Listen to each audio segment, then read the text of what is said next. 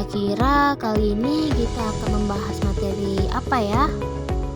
Hmm, ada yang tahu materi apa? Nah, kali ini kita akan membahas materi negosiasi.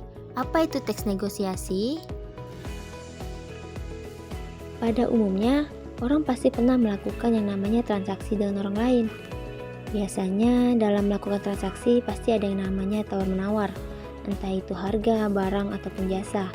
Nah, di dalam proses tawar-menawar inilah yang disebut dengan negosiasi. Pastinya dalam hal tawar-menawar untuk mencapai penyelesaian kesepakatan bersama yang menguntungkan. Gak mungkin kan ada pihak yang mau dirugikan, baik itu penjual maupun pembeli. Sama halnya dengan teks negosiasi yang bertujuan untuk mencari penyelesaian dan kesepakatan bersama yang saling menguntungkan.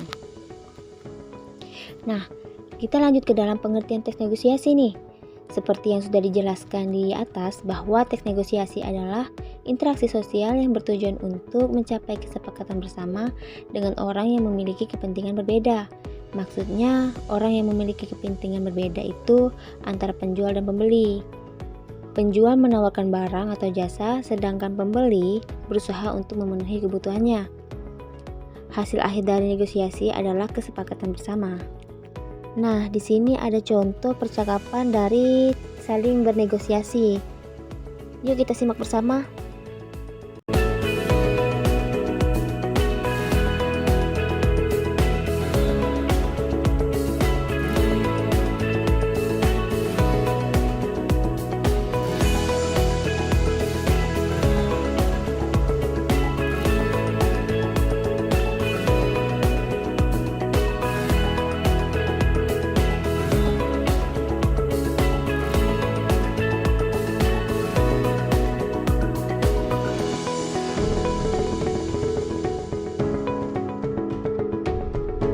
Lanjut kita ke ciri-ciri teks negosiasi.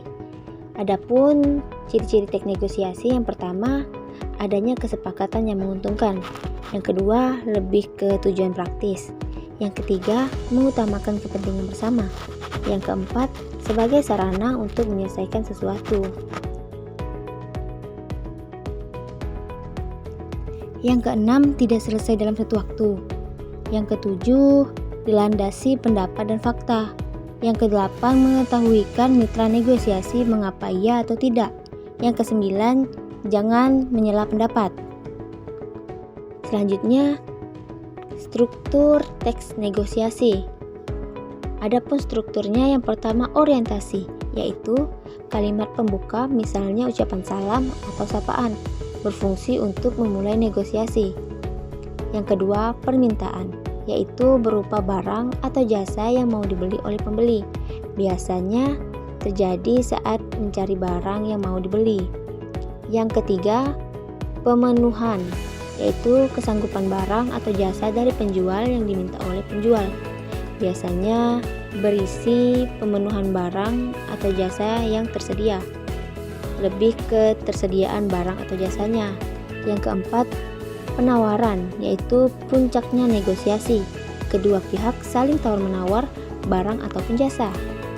Yang kelima, persetujuan, yaitu kesepakatan bersama kedua pihak terhadap negosiasi barang atau jasa yang dilakukan. Yang keenam, pembelian, yaitu keputusan pembeli terhadap barang atau jasa yang dibeli, iya atau tidak.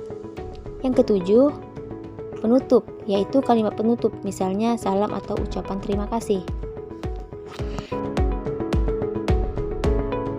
Berikutnya kaidah kebahasaan teks negosiasi. Adapun kaidah kebahasaannya, yang pertama menggunakan bahasa yang baik dan benar atau sopan.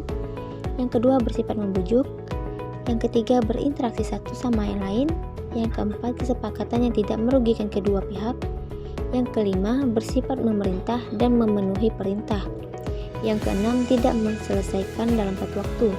Yang ketujuh dilandasi pendapat dan fakta.